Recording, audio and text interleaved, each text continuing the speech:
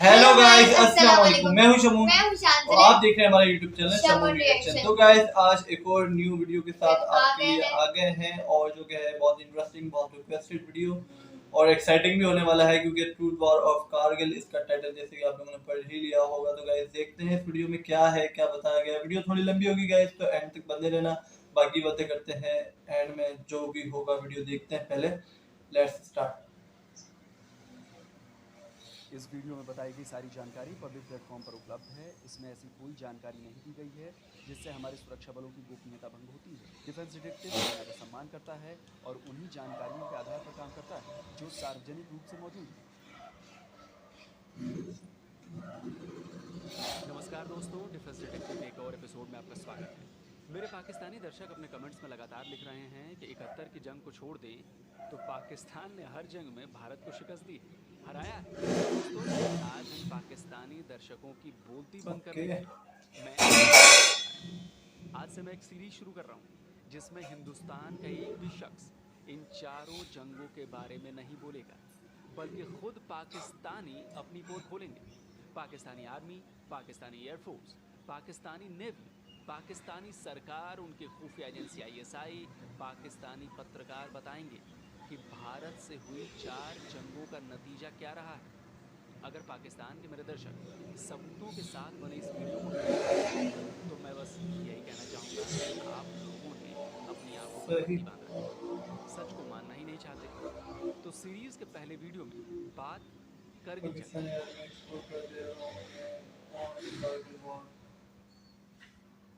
Indian फौज वापस चला गया, पोस्ट पर कब्जा नहीं किया। 3 दिन तक मैं वहाँ पर पड़ा रहा सर। 3 दिन तक मैं रिपोर्ट देते हुए गया, अभी आकर आपको ले जाएंगे। दूसरा दिन, तीसरा, किसी ने नहीं ले गया सर।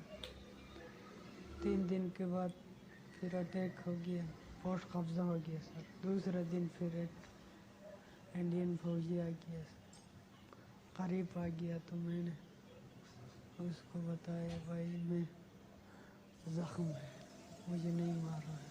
पाकिस्तानी फौजी हुनर शेर ही नहीं, कई और जवान जिन्हें भारत की सेना ने पकड़ा, उन्होंने यही बातें कही। ये सब करगिल जंग की जंग में युद्धबंदी थे। पाकिस्तान की फौज ने इन्हें लड़ने तो भेजा था, लेकिन जंग में इन्हें इनके हाल पर छोड़ दिया था। अब सर नहीं ले गया, अच्छा नहीं होने की वजह से नहीं ले गया, नहीं तो 3 दिन में ले जाना चाहिए जख्मी को। अगर अच्छा होता तो 3 दिन तक एक जख्मी कैसे नहीं ले जाता। लड़ाई करना जानते हैं सर, जख्मी ले जाना, डेड बॉडी ले जाना नहीं जानते। तो दोस्तों, पाकिस्तानी आर्मी कितनी अनप्रोफेशनल है इसका अंदाज़ा आपको करगिल जंग के इन POW यानी प्रिजनर ऑफ वॉर की बातों से हो गया होगा। भारत ने इन सभी जवानों का इलाज कर वापस पाकिस्तान को सौंप दिया था। इस सबूत को देखने के बाद पाकिस्तानी दर्शक कहेंगे कि जबरन बयान लिया गया होगा, लेकिन दोस्तों सच ये है कि पाकिस्तानी फौज के इन जवानों ने अपनी ही फौज की पोल खोल दी। अगर ये सबूत भी नहीं मानते हैं आप, तो मेरे पास आज सबूतों की लंबी फहरिस्त है। जो झूठी बात करगिल जंग के बारे में आपके दिमाग में भरी गई है ना, आज उनको हटाने का वक्त है। पहले आपको सुनाते हैं आपके ही पाकिस्तानी सरकार, फौज और पत्रकारों की जुबानी कि करगिल में हुआ क्या था। हमारा बड़ा नुकसान हुआ, जानी नुकसान हुआ। हमने केटर नहीं किया था, जो लोग ऊपर बैठे थे सप्लाईज नहीं पहुंचा सके थे। हमारा ख्याल नहीं था इंडिया तो बोफोर्स गन लेके आ गया, एयरफोर्स लेके आ गया। उनका ख्याल था कि थोड़े से होगा, तो ये तो बड़ी फ्लॉड अजम्पशंस थी। अगर आप कहें ना कि एक चीज़ क्या थी जिसने टर्न अराउंड किया सिचुएशन को, वो थी कि बूफर गन्स इंडियंस ले आए थे, वो अब हाईवे पे जो पाकिस्तान के तरफ ब्लॉक करने, और इंडियन जो अकाउंट्स हैं वो भी, और जो पाकिस्तानी जब मैं बात करती हूँ उनसे, वो भी, उन दोनों तरफ से ये बात कंफर्म हुई कि उन्होंने बूफर गन्स जो थी उन्होंने पहाड़ों की चोटियों के बरख्च उधेड़े, क्योंकि और उन्हें कोई, और ऊपर से नॉन स्टॉप, मतलब जब मौसम होता था, इंडियन जो एयरफोर्स थी वो जो पाउंडिंग एंड पाउंडिंग। इंडियंस के पास रीइंफोर्समेंट भी थी, सप्लाईज भी रिकैप्चर कर रहे, सारा कुछ कर रहे। हमारे पास सप्लाईज भी नहीं थी, हमारे राशंस खत्म हो रहे थे, वी वर डग इन, हमारे पास रिसोर्सेज खत्म हो रहे थे और लॉसेस, मैसिव लॉसेस हो रहे थे, because we were in bunkers. और वो कोई बाहर निकलते तो वो उनके एयरफोर्स ऊपर फिर रही थी, तो मतलब वी वर बीइंग पाउंडेड। और तो उस वक्त हमारी जो कैजुअलिटीज थी बढ़ रही थी और हमारे सोल्जर्स के राशन सेटिंग टेक्निकली बड़ा बुरा हाल हो चुका था। तो जमीन से बोफोर्स तोपों और आसमान से इंडियन एयरफोर्स ने पाकिस्तानी फौज का हाल बेहाल कर दिया। उन्हें समझ ही नहीं आ रहा था कि करें तो क्या करें। न बचने का रास्ता था, न भाग निकलने का। गोलियां नहीं थी, गोला बारूद नहीं थे, राशन नहीं था। पाकिस्तानी फौज भूखों मर रही थी। लेकिन यहाँ पर पाकिस्तानी फौज के कुछ जवान भूखे पेट भी लड़ने को तैयार थे। उनकी तारीफ तो बनती है, क्योंकि वायरलेस पर वो रोटी नहीं, गोली मांग रहे थे। वाकई फिर एक मरहला ऐसा आया कि उनके पास खाने के लिए भी नहीं था, लेकिन आप सलाम करें उनकी बहादुरी को कि जब उन्हें कोई मौका मिलता था तो वो खाने को नहीं मांगते थे, वो एमुनिशन मांगते थे। ये आपने लिखा है, आप हमें एमुनिशन। सिंध रेजिमेंट के 2 जवान थे जो आपने लिखा है कि 2 जवान जो 2 दिन लड़ते रहे, उनका एमुनिशन खत्म हो गया था और 2 दिन के बाद जब उनको कमक पहुंची तो उन्होंने कहा कि खाना नहीं चाहिए, हमें गोलियां दो, गोलियां। मेरे पाकिस्तानी दोस्तों, इन सबूतों पर यकीन कर रहे हैं ना? दिल तो जल रहा होगा, दर्द हो रहा होगा अपनी नकारा फौज की पोल खुलते हुए देखकर। जनाब, अभी तो जो सबूत मैंने पेश किए हैं वो कुछ नहीं है। आगे तो ऐसी ऐसी बातें आपके ही पाकिस्तानी कहने वाले हैं जिनसे आपकी आर्मी की दिमागी हालत का पता चलने वाला है। अभी तो आप ये सुनिए कि करगिल में आपकी फ़ौज को अपने कितने जवानों से हाथ धोना पड़ा। और जब वो आए तो हाँ कैजुअलिटीज़ हुई, नंबर्स का नहीं पता चलता। यू नो, कोई कहता है 300, कोई कहता है 2000, नंबर्स का नहीं, 2000 तो हो ही नहीं सकते, उतने तो गए भी नहीं थे। लेकिन शहीद हमारे ये फ़ौज के अपने लोगों से मैं बात करूँ, कहते हैं कि शायद ईस्ट पाकिस्तान में हमारे इतने शहीद हुए जितने यहाँ शहीद हुए, तो एक बहुत बड़ा। तो कह रहे हैं सिर्फ 270 कैजुअलिटी हुई पाकिस्तानी फौज। नहीं, 1000 से ज़ायद कैजुअलिटीज़ हुई हैं हमारी।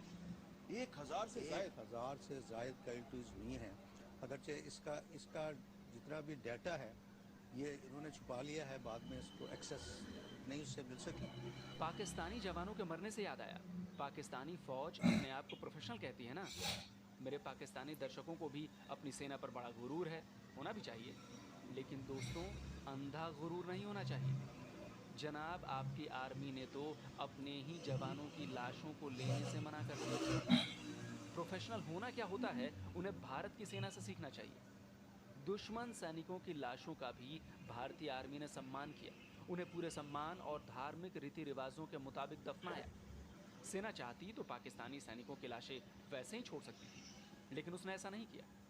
जनाब, ये होता है प्रोफेशनल आर्मी का होना, जो कि पाकिस्तानी आर्मी कहीं से भी नहीं है। लेकिन पाकिस्तानी सेना की जब किरकिरी हुई, जब उसका झूठ पूरी दुनिया के सामने आ गया, तो आखिरकार उसे मानना पड़ा कि उसके सैनिक करगिल जंग में शामिल थे। ये वीडियो एक और सबूत है भारत की सेना के प्रोफेशनल होने का।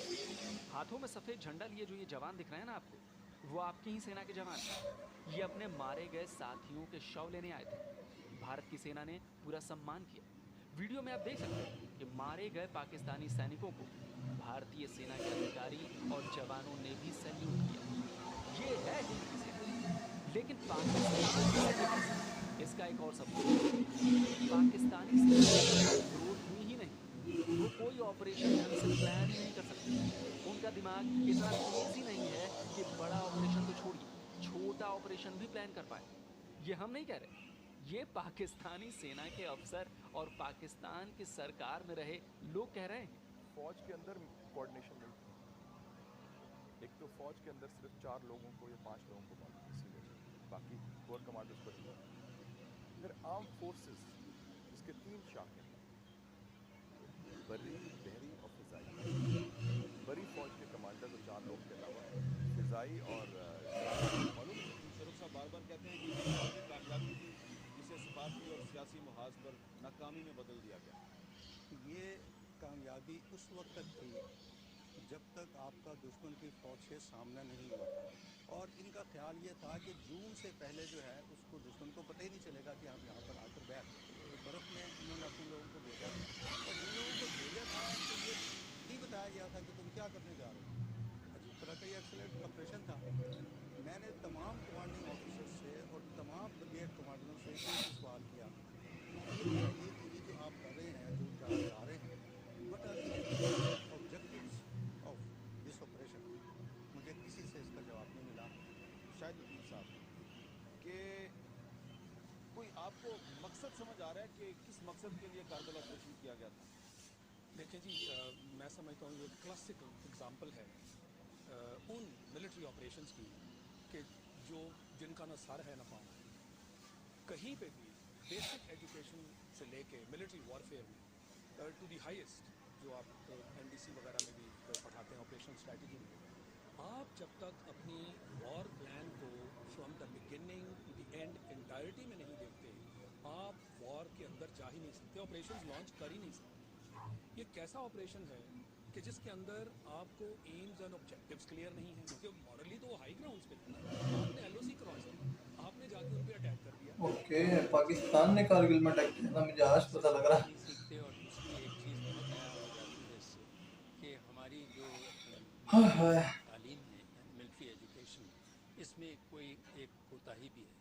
इसका मतलब ये है कि जो हायर लीडरशिप है वो कम से कम ये लोगों में जिन्होंने इस किस्म की हरकतें की हैं उसमें बहुत ही कोताही जाहिर होती है और आया होती है। तो इसका मतलब ये है कि टैक्टिकल लेवल के ऊपर तो ये अपनी सोच है इनकी, लेकिन जो स्ट्रेटजिक थिंकिंग जो इनका फ़र्ज़ बनता था वो इनमें है ही नहीं और ये सोच ही नहीं सकती। मैंने कहा था ना कि मैं सबूतों के साथ बात करूंगा। सुन लिया ना आपने, पाकिस्तानियों की ही जुबानी अपनी नकारा फौज की कहानी। भारत की आर्मी के सामने पाकिस्तान की आर्मी कहीं नहीं ठहरती जनाब।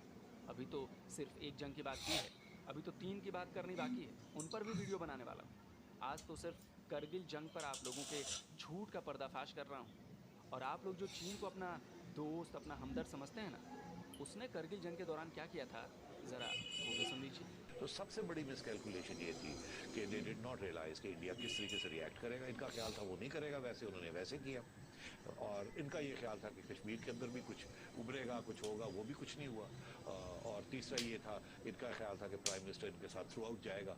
एक स्टेज ऐसी आई कि नवाज शरीफ के ऊपर इतना प्रेशर आया from India and from the United states and from Britain कि मियाँ साहब ने कहा हम तो ये फंस गए हैं यहाँ, ये निकालें यहाँ से, नहीं तो हमें तो बिल्कुल उड़ा के रख देंगे और हमारी कोई मदद करने के लिए नहीं आएगा। और चाइना ने कुछ नहीं किया, चाइना ने कुछ नहीं किया। समझ नहीं आया? मैं आपको समझाता हूँ। तब के army chief general Parvez Musharraf चीन में थे। वहाँ से उन्होंने अपने तब के chief of staff lieutenant general Mohammad Aziz को एक सीक्रेट कॉल किया। उसमें करगिल को लेकर क्या बातचीत हुई वो सारी जानकारी भारत को मिल गई। इस टेप को भारत ने 1999 में ही आपके पीएम नवाज शरीफ को सौंपा था। अब आप सोचिए कि प्लानिंग के लेवल पर आपके आर्मी चीफ ने कितनी बड़ी मूर्खता की है। और ये हुआ कैसे, ये भी सुन लीजिए। देखिए, आप चाइना में हैं, एक होटल रूम में आप बात कर रहे हैं पाकिस्तान में, तो जाहिर है यार वो तो चाइनीज इंटेलिजेंस है, नेचुरली वो चाइनीज ही होंगे। अमेरिकन तो डिएगो गार्सिया में बैठ के इंडियन ओशन में बैठ के इतना तो नहीं कर सकते। या अमेरिकन थे या चाइनीज थे, बट अगर चाइनीज थे तो उन्होंने नहीं डर गए। हाँ, उन्होंने पाकिस्तान को हेल्प नहीं किया, नहीं ये क्या कर रहे हैं। तो उन्होंने, मेरा ख्याल है उन्होंने फिर अमेरिकनों को बताया, क्योंकि इंडिया के साथ डायरेक्ट बता नहीं सकते थे, प्रॉब्लम हो जाता। अब अमेरिकनों ने इनको बताया, फिर जाके ये मसला जाके ना तो फिर दुनिया को पता चला हो क्या रहा है। करगिल में जब पाकिस्तानी सेना बुरी तरह फंस गई तो वो घबरा गई। उन्हें लगा कि अब तो भारत उन्हें छोड़ेगा नहीं। इस डर के मारे आपके जनरल परवेज मुशर्रफ हाथ जोड़ते हुए नवाज शरीफ के पास पहुंचे कि भाई कोई रास्ता निकालिए। रास्ता एक ही था, अमेरिका के पैरों में जाकर गिर पड़ना। और हुआ भी वही। कारगिल एक मिस एडवेंचर है, लेकिन कहा जाता है कि नहीं, मियां नवाज शरीफ को जाना पड़ा अमेरिका और वहाँ से अमेरिकन को माफ़ी मांगनी पड़ी कि भाई हमारा कोई रास्ता निकाल दो, क्योंकि हमारी फ़ौज को स्पाइक होनी। एक्चुअली ये हुआ कि नवाज शरीफ साहब को मिन्नतें करके परवेज मुशर्रफ ने भिजवाया, क्योंकि वहाँ पर स्पाई हो रही थी। उसने देखा ना कि वहाँ तो तुलोलंग भी गिर गया। उसके बाद ये सारा इसको बुखार चढ़ा। तो तुलोलंग मेरा ख्याल है 2 तारीख को ही गिरा था। तो Musharraf requested Nawaz Sharif, he requested कि जी आप जाएं अमेरिका जाएं और इंटरवीन करवाएं, से इंटरवीन करवाएं। और जो ही वो चले गए, इसने एकदम शुरू कर दिया ये प्रोपेगेंडा, हम तो जीत रहे थे, अब ये चला गया, हमें वहाँ जाके एक्सेप्ट कर लेगा। तो आप ये कहना चाह रहे हैं ये शख्स दोगला है? बहुत दोगला और झूठा। तो फिर मियाँ साहब ने क्लिंटन के साथ रब्ता किया और क्लिंटन को मिलने गए। और वहाँ जो हुआ वो फिर स्टोप टैबलेट साहब हैं जिन्होंने पूरी किताब, एक चैप्टर पूरा लिखा है, क्योंकि वो नोट्स ले रहे थे। और उसमें फिर उन्होंने बताया कि मियाँ साहब ने, बेसिकली मियाँ साहब ने जाके कहा हमें यहाँ से निकालें। उन्होंने कहा निकालेंगे, आपको मिलेगा कुछ नहीं। उन्होंने कहा जी उनको कहीं विड्रॉ करें, ये करें, ऐसा कुछ नहीं, आप निकलेंगे। उन्होंने कहा जी उसको सीज फायर करें, सीज फायर भी नहीं, वो तो नहीं छोड़ेंगे जब तक आप निकलेंगे नहीं। तो मतलब इट वॉज वो जुलाई 4 उनकी छुट्टी का दिन, और वहाँ वो जबरदस्ती मियाँ साहब पहुंचे, डेस्परेट। उनका आना ही इस स्टेज पे ऐसे लगता था आउट ऑफ फियर डिफीट। तो मतलब ये बुरे हालात थे पाकिस्तान के उस वक्त, सियासी तौर पे भी और मिलिटरीली भी। ओके। और then we had to withdraw, और विड्रॉल में भी वो शेलिंग करते रहे। सबसे मतलब it was a terrible situation in July. बहुत बुरी जुलाई के जो हाल हुआ हमारा, it was terrible because we were without cover and we were withdrawing. तो मेरे पाकिस्तानी दोस्तों, ये जो आप कहते रहते हैं ना कि करगिल जंग में पाकिस्तान अमेरिका के पास नहीं गया, नवाज शरीफ जंग ख़त्म करवाने के लिए बिल क्लिंटन के पैरों पर नहीं गिरे, तो दोस्तों हाथ कंगन को आरसी किया और पढ़े लिखे को फारसी किया। सबूत आपको मैंने दे दिया। करगिल जंग हारने का नतीजा पाकिस्तान को सिर्फ जंग के मैदान में ही नहीं भुगतना पड़ा, दुनिया भर में क्या हाल हुआ ये भी पाकिस्तानियों की ही जुबानी सुन लीजिए। कारगिल का ये था कि it was a setback internationally diplomatic हवाले से, एक तो हमारी क्रेडिबिलिटी के हवाले से, एक कश्मीर के हवाले से, और एक पाकिस्तान अमेरिकन ताल्लुकात के हवाले से कि जो अमेरिकन टिल्ट है वो हिंदुस्तान की तरफ चला गया। कारगिल ऑपरेशन का मकसद क्या था? कश्मीर आज़ाद करवाना या सियाचिन वापस लेना? मकसद क्या था? मुशर्रफ साहब ने जो मकसद ऐलान किया था वो ये था कि कारगिल करने की वजह से सियाचिन की सप्लाई लाइन कट जाएगी, हिंदुस्तान की फ़ौज को सियाचिन से निकलने पर हम मजबूर कर देंगे, जिसकी वजह से उसके ऊपर इतना दबाव पड़ेगा इंटरनेशनल किस्म का कि ये इस किस्म की जंग दो एटमी रियासतों में फैल सकती है, और उस दबाव की वजह से वो कश्मीर पर मानी खेज मुज़ाकरात करने के लिए आमादा हो जाए। तो क्या इस तरह से एक्चुअली कारगिल ऑपरेशन का कश्मीर का उसको फायदा हुआ या नुकसान? बहुत बड़ा नुकसान, बहुत बड़ा। ये कभी बात आपने मुशर्रफ साहब के मुंह पे उन्हें कही थी? वाजपेयी चल के आए थे पाकिस्तान, बस में बैठ के पाकिस्तान आए थे, और पाकिस्तान वैसे मुल्क के बहुत एक in a very dignified and proud manner हमने रिसीव किया था इंडियन प्राइम मिनिस्टर को उस, और वो बात करने आए थे और बात चल रही थी। उसके बाद जनरल मुशर्रफ को तो मिन्नतें करनी पड़ी। General Musharraf had to walk on his knees and go to the Indians and keep saying कि जी बात करें हमारे से। फाइनल जो उन्होंने जिस तरीके से जो स्ट्रैटेजी, मिलिट्री स्ट्रैटेजी की, दैट वाज वेरी गुड, और पॉलिटिकल स्ट्रैटेजी इंटरनेशनल कम्युनिटी को साथ लिया। 1971 में इंडिया ने इंटरनेशनल कम्युनिटी को साथ लिया था, हम अग्रेसर हमें डिक्लेयर हो गए थे, याद है आपको? और अभी भी वही हुआ, और हम हमेशा आइसोलेट हो जाते हैं, और हमें इंडिया जो है वो इंटरनेशनल डिप्लोमेसी की उसकी बेहतर है, हमारी नहीं, सीधी सी बात। We get pipped. तो दोस्तों जैसा कि मेरा वादा था, एक भी हिंदुस्तानी सही बात है, बिल्कुल सही बात है यार। ये तो मैं तो ये सोच रहा हूँ ये क्लिप कहाँ से इन्होंने निकाले हैं, ढूंढ के कितनी मेहनत की है इसके ऊपर। पाकिस्तानी फौज ने एक बेहद बुरा और निचले दर्जे का मिलिट्री ऑपरेशन प्लान किया। किस तरह उन्हें शिकस्त झेलनी पड़ी और किस तरह दुनिया भर में पाकिस्तान आर्मी की तथाकथित काबिलियत के बारे में पता चला उन लोगों के लिए जिन्होंने कमेंट में 4 जंगों के बारे में लिखा है कि 71 को छोड़ पाकिस्तान कभी नहीं हारा। तो भाइयों, करगिल का सच आपके सामने ला दिया मैंने। बाकी जंगों में क्या हुआ था वो भी लाऊंगा। वैसे मुझे ये भी पता है कि पाकिस्तानी दर्शकों को मिर्ची लगेगी, लेकिन दोस्तों यही सच्चाई है। सच को स्वीकार करें, कम से कम हमारी नहीं तो अपने लोगों की बातों पर भरोसा करें। आपके दिमाग में जो झूठ भरा जाता है ना, उसे हटाएं। जंग किसी की सही बात है भाई। भारत आपसे कभी जंग नहीं चाहता, यकीन मानिए। लेकिन अगर आप हमले करेंगे, अगर आप आतंकी कार्रवाई करेंगे, तो हमें जवाब तो देना ही पड़ेगा। और नतीजा यही होगा जो करगिल में हुआ, जो बाकी की 3 जंगों में हुआ, और जो अभी घुसपैठ कराने के समय हो रहा है। तो दोस्तों वीडियो पसंद आया तो हमारा सही है भाई, इनके चैनल को लाइक शेयर सब्सक्राइब वगैरह सब कर दें भाई। कितनी मेहनत से इन्होंने ये वीडियो निकाली है, और 18 मिनट की वीडियो हम लोग इस तरीके से गुम हुए इसके अंदर कि हमें बिल्कुल भी जो है पता नहीं लगा, वरना लग रहा था कि काफ़ी लंबी वीडियो होगी। 18-20 मिनट की वीडियो, अमेजिंग यार, क्या सब चीज़ें बताई। और वार कारगिल का एक अलग ही जो सुना था उससे अलग कुछ सुनने को मिला है अब। हालांकि सारी जो है इसके अंदर जैसे क्लिप दिखाया वो सारे पाकिस्तानी थे, नजम सेठी वगैरह, जो सबों का मैं जो है फेस जानता हूँ। और जो है बाकी में ये एक तो आज मुझे एक चीज़ और पहले पता लगी कि कारगिल की जो जंग वो हुई थी वॉर, उसमें जो है पाकिस्तान ने सबसे पहले जो है अटैक किया था। वरना उमूमन ये होता है कि वैसे हम तो यही सुनते हैं कि जैसे अभी जब अपना 26 फरवरी में हुआ था जब इंडिया ने अटैक किया था, तो अक्सर ऐसा जो है हमारे यहाँ तो ये पाकिस्तान में कॉन्सेप्ट पाया जाता है कि इंडिया पहल करता है, और इंडिया में ये है कि पाकिस्तान पहल करता है। तो इसका कोई सोल्यूशन नज़र नहीं आता। इसका सोल्यूशन क्या है भाई, बताओ कि किस तरफ ये सोल्यूशन जाएगा। लगता नहीं है वैसे, क्योंकि जो है यहाँ पे जो है सारे यही चल रहा होता है कि इंडिया करवाता है, इंडिया करवाता है। वहाँ पे अगर कभी कुछ देखने को मिलता है तो वहाँ पे पाकिस्तान पाकिस्तान पाकिस्तान। और जहाँ तक कि हम इस वीडियो की बात करें तो इस वीडियो में काफ़ी अच्छी तरीके से उन्होंने काफ़ी अच्छी तरीके से अच्छी चीज़ों को सारी समझाया और काफ़ी कुछ समझ आया। कुछ इसके अंदर सवालात हैं वो नहीं करे तो अच्छा है, क्योंकि मैं तो ये कहता हूँ कि वॉर ये सब बेकार की सीजन में कुछ भी नहीं लिखा। और इंडिया और पाकिस्तान की कंपैरिजन की जहाँ तक की बात है मेरे लिहाज से, क्योंकि इंडिया पाकिस्तान का मिलिट्री हो, इकोनॉमी हो या फिर कोई और से भी हो, कंपैरिजन नहीं है। क्योंकि पाकिस्तान इंडिया में से एक बना हुआ मुल्क है। ये भी पहले एक इंडिया ही था, अभी 70-72 साल पहले जो है पाकिस्तान बना है। तो क्या पाकिस्तान का कंपैरिजन किसी भी लिहाज से हो ही नहीं सकता। अगर हो भी ऐसे कंट्री का, चलो भाई पहले था इंडिया का, तो वो सिमिलर कंट्री हो, उसका साइज है वो पाकिस्तान से 7 गुना बड़ा है इंडिया। उसकी इकोनॉमी कितनी बड़ी है, उसकी पॉपुलेशन कितनी बड़ी है, उसके शहर, उसकी आबादी, हर चीज़। और मिलिट्री साइज, वेपन्स, हर चीज़ में कोई कंपैरिजन फिर बचता ही नहीं है। और मेरा तो यही मानना है, कंपैरिजन हो भी तो फिर भाई जंग जब भी अच्छी नहीं है, वॉर जब भी अच्छी नहीं है। पीस, अमन होना चाहिए, प्यार मोहब्बत होना चाहिए। सो गाइस यही थी वीडियो। अगर आप लोगों को ये वीडियो अच्छी लगी तो लाइक शेयर सब्सक्राइब कर देना। हमें ये वीडियो बहुत अच्छी लगी, देख के काफ़ी कुछ जानने को मिला, इन्फॉर्मेशन मिली। तो हमारी वीडियो को लाइक शेयर सब्सक्राइब वगैरह ज़रूर कर देना। मिलते हैं नेक्स्ट वीडियो में। अल्लाह हाफिज़।